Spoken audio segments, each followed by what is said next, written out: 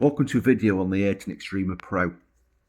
I'm doing this video because a friend of mine in Portugal, he bought a Xtrema off of talking to me, my recommendations and watching some of my on-track footage, and he was quite impressed with the way it seemed to be working when he was watching the videos. He bought the bike and the first time out he wasn't happy with it. He was really not happy with it. It didn't handle how he wanted to. He wasn't comfortable on it, and he just had problems with it in general. The bike he bought was a Xtrema, so it got the better suspension, front and rear, but it just didn't seem to work for him. So I gave him as much information as I could because he was struggling to get information anywhere else. So we went through everything from the forks to the rear shock to riding position to how the handlebars were done, the sag front and rear. Went over every possible combination of anything that we could think of to try and help him get more comfortable on the bike and make the bike work for him. And now he's got a bike a couple of months later that he absolutely loves. He's taken to a larger track because he used to ride on quite a small, tight, twisty track, and came away absolutely loving it, and with a couple of little issues that aren't Ayrton related. They're related to the front brake. They needed bleeding, new pads, new pistons, or it just needed a brake rebuild. But the bike itself, he said, works really well and he was really happy with, and it's amazing. So this is why I'm doing the video. It's not what I normally do. I don't have a vlog. This is a one-off apart from my just on bike footage that I post up. There's no information on there, there's no commentary. I just ride the bike and posted a few videos up and just let them speak for itself. But this time I've decided to go through the bike and give you information on it all, where it came from and how it's got to where it is now. So, say the bike was a base level Pro. It came with twin brake setup, not the Formula brake setup. It was a cheap sliding pin calipers with a normal non-floating disc. Even though it looked like it was floating, it doesn't. It just looked like a floating disc. It also, because this was a Generation 1 bike, had a different rear shock linkage, which is a lot shorter. And it used the same kind of spring rates as all the other pit bikes use, and started at about £1,000 per inch rated spring. So yeah, it was the bog standard base level bike. Nothing special about it at all. So the changes that I've done are the rear linkage has been changed, which I'll go into later.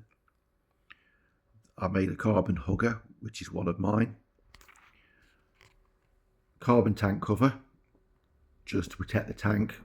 And it's one of my products as well that I've made, as well as a short CRF 110 front mudguard, which again is in pre-preg carbon, and carbon fork guards, which are ones that I've made for the bike.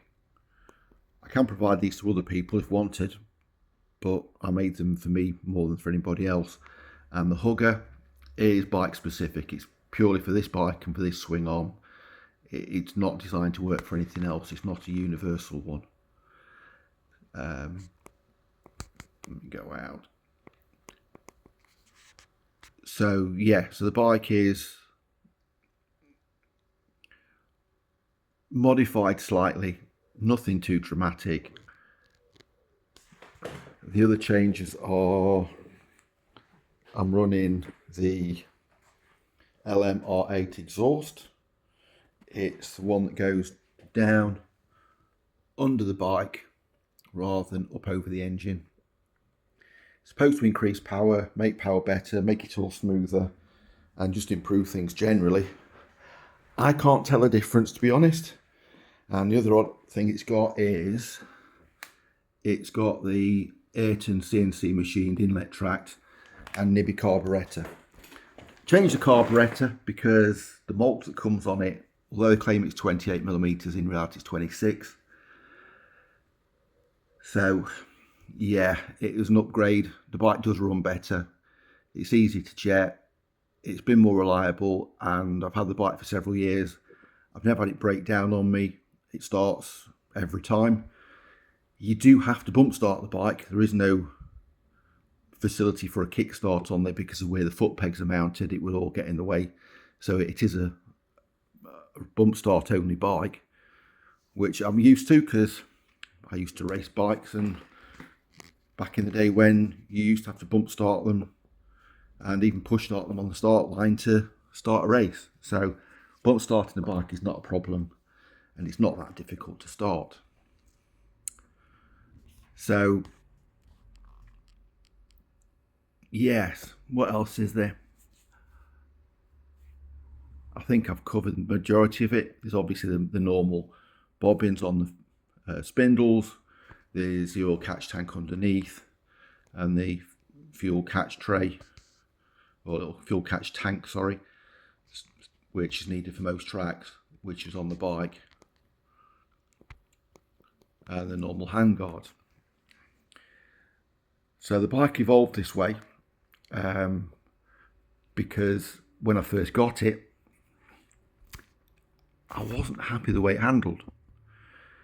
The rear of the bike was very soft. It was bouncy.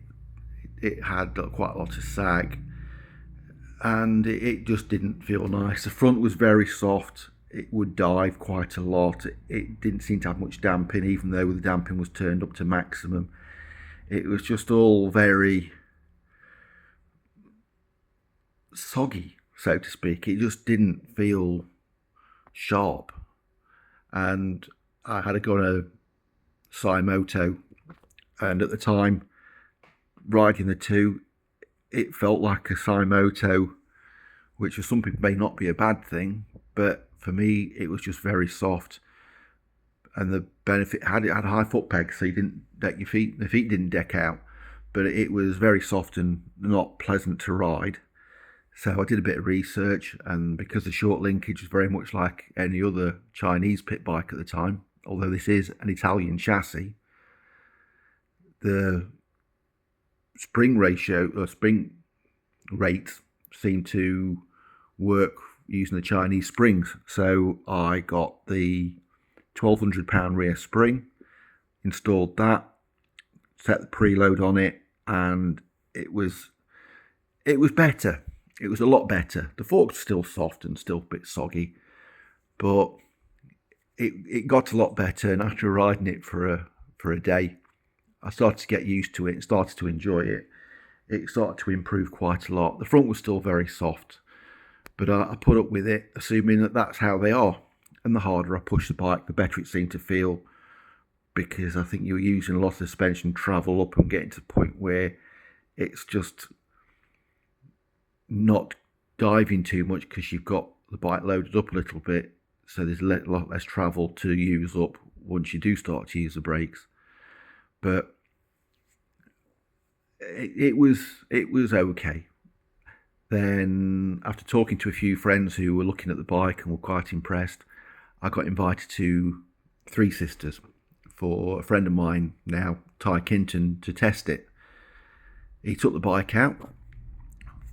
First session, the gearing was way off, so we begged, borrowed, stole some sprockets to get the gearing as high as possible, because it's a very fast track. And it was a very cold day. We were on super softs when it could have done with our 1 pound tyres, but we accepted it, and he went out.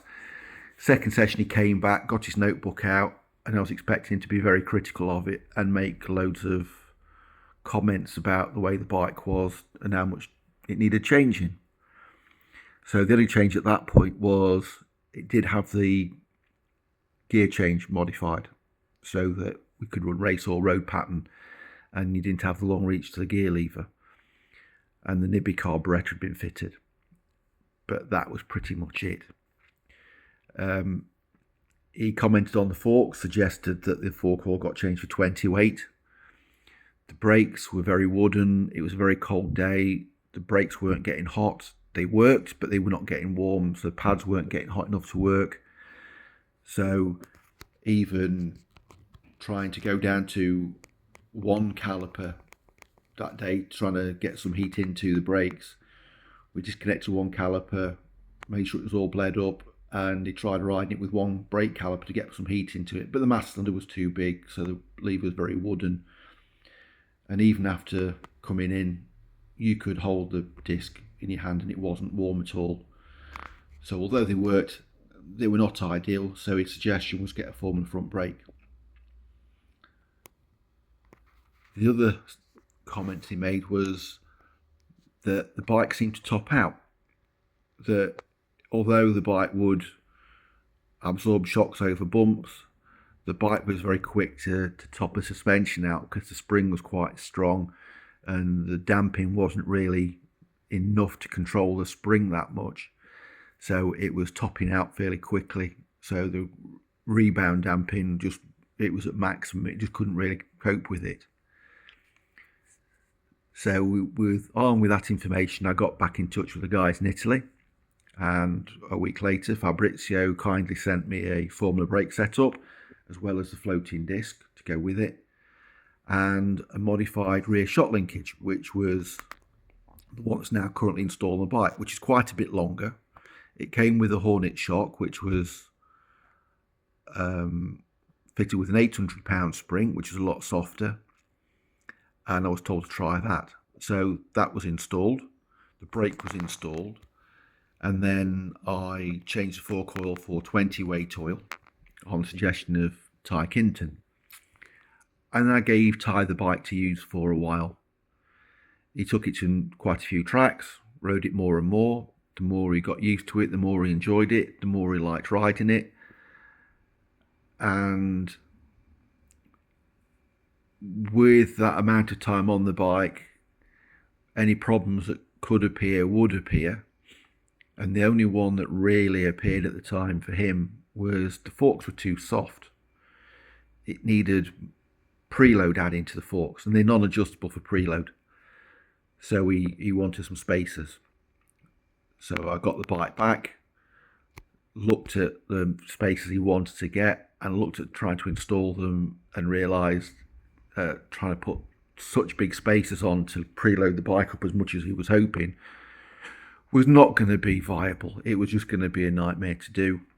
So the springs got sent to a company in Yorkshire. They rated the springs, double checked them, and I ordered 2 sets of springs. One 20% increase and another pair at 30% increase in spring rate. And the reason I ordered 20 and 30% is quite tactical. You can mix and match short fork springs. You don't have to run like for like in both sides. Some bikes like the 250 Aprilia, and even the Superleggera with the FG Gubellini forks only run 1 spring. This side is damping, the opposite side is the spring. So you don't need to run match springs. So by running 20% and 30%, it gave me the option of using a standard and 20% spring to have a 10% up rate on the bike. Both of the 20% ones for 20%, a 20% and a 30% to have 25%, and then both 30% to have the full 30% up rate. So I tried it with a 30%, I took it out myself. The bike was horrible.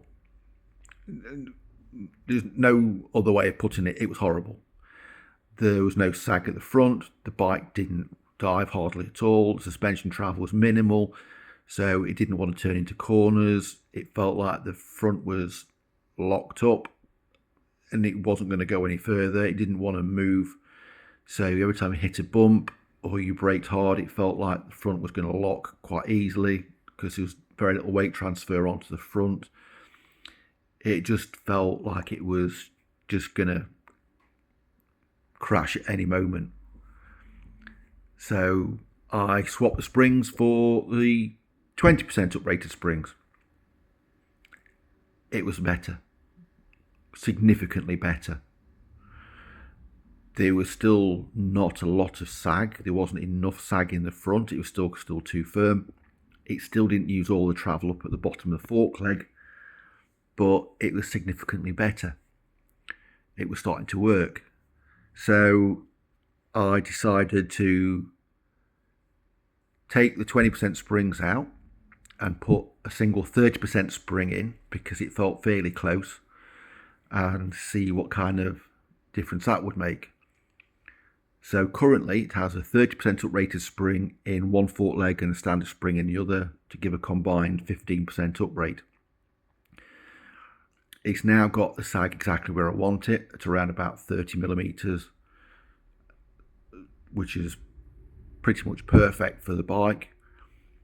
But the rear shock was still a bit on the firm side with the 800-pound spring.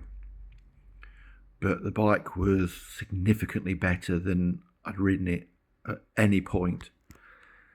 So having access to the Superleggera, I checked what spring rate is in the back, and although it's got a fabricated swing arm, the length of the linkage is the same, and the spring rate on that was 545 pounds when you convert it from Newton meters, a millimetre, into pounds.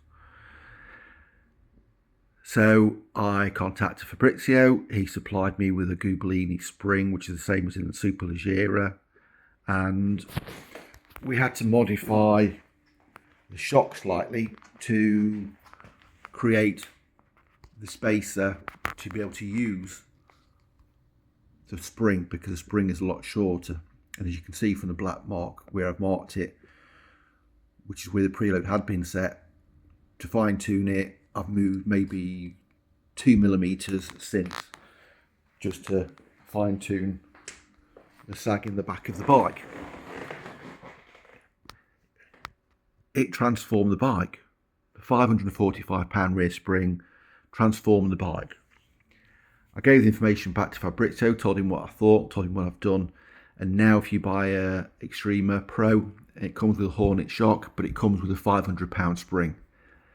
So you'd have to add a little bit more preload into it, which isn't a problem. A 500-pound spring would have probably been ideal for this bike.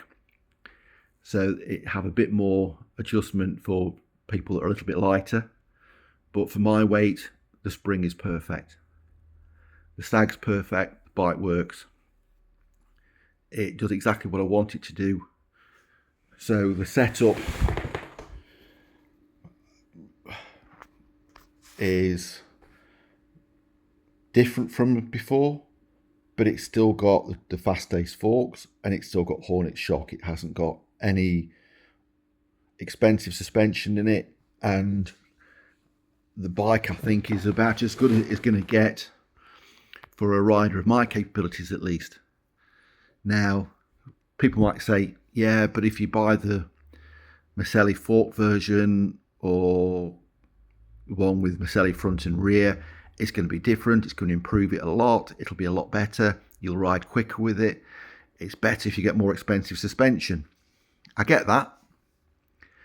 And I've ridden a friend of mine's Xtrema that had got the Mupo forks in it at the time, and that didn't handle very well because he got some weird setup in it. The forks had been dropped way too far. The bike was just trying to just turn itself and fold itself in half constantly because there was so steep a fork angle that it just was unstable.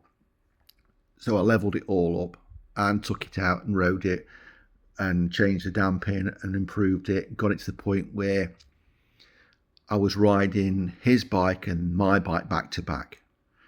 And that was quite early in this bike's development. So I was riding his bike against mine with stock springs, with the 800-pound rear spring. His bike was better.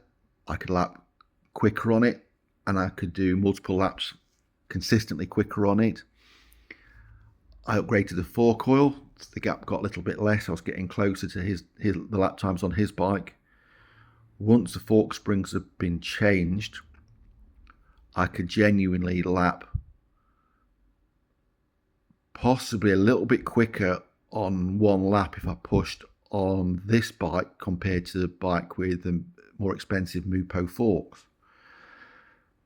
if it was going to be a 10 or 20 lap time trial and you were going to do a number of laps and time the average over 10 or 20 laps, it was a bit more consistent on his bike. You weren't fighting it if you made a mistake, and it had a little bit more compliance in it if you made this little bit of mistake, so you didn't lose as much time. Whereas this was, you had to be a lot more accurate with it, and you had to concentrate a bit harder and ride a bit harder to make it work. So over 10 or 20 laps, the other bike would have probably pulled out a few bike length gap comfortably that I wouldn't be able to make up. As much as I wanted to, I wouldn't be able to make the difference up over that number, over a long stint. Once the rear spring had been changed and the sag had all been set front and rear, the tables had been completely turned. Not only could I do a quicker lap on this, I could go out and ride 10, 20, 30, 40 laps and be quicker on this significantly. Back to back, this bike works better than the one with the Mupo forks. And there is no other way of saying it, that the relatively cheap changes on this to the forks and to using the Formula front brake have made this probably the best bang for buck version of any of the Ayrton bikes. So as much as I should be promoting the Speciale, the Superleggera in all the various specs with a more expensive suspension and upgrades and everything else that goes with it, I can't seem to get out of the fact that at the level of riding for me, that is just extra bling. It's just garnish. I couldn't hand on heart go any quicker on a bike with any more expensive suspension in it if it's set how I want it to ride, so that the sag is the same and it turns in how I want it to. Once the base settings are set so the sag is the same and you've got the same geometry on the bike, regardless of how much you spend on the suspension, this bike would probably match it. Maybe different over 30, 40 or 50 laps over something that's a lot more expensive. But for me, that's not racing at a high level or BMB or in any of the race series and riding it for fun, I'm not going to make more than 1 or 2 bike lengths on any other bike over this without having more power, getting it out of corners faster, and just having more horsepower to try and make that difference up on acceleration on the straights, because the brakes are unbelievable. The only upgrades I've done to the front brake were because it had got the black composite pistons in. So I replaced the pistons with KTM part numbers version with the steel pistons. So I had a rebuild kitting with steel pistons, and I changed the pads to Brembo pads over the Formula Ones. The Formula Ones were good. The composite pistons were fine until they overheated. Once it got too hot, they started to stick and the brakes started to bind, and it wasn't nice. So the steel pistons have made it more consistent and more reliable, but the change to Brembo pads has made the brakes phenomenally powerful. And this is a smaller front disc. It's not the 240 disc, it's the smaller 220, I think, so that you can actually get the caliper in and out without having to take the disc off when you take the wheel out. Whereas on that, you have to undo the disc when you take the wheel out to actually get the brake off. You can't take the caliper off with the disc bolted to the wheel. You have to remove it. Whereas with this, you can carefully get the caliper out without having to take the disc off.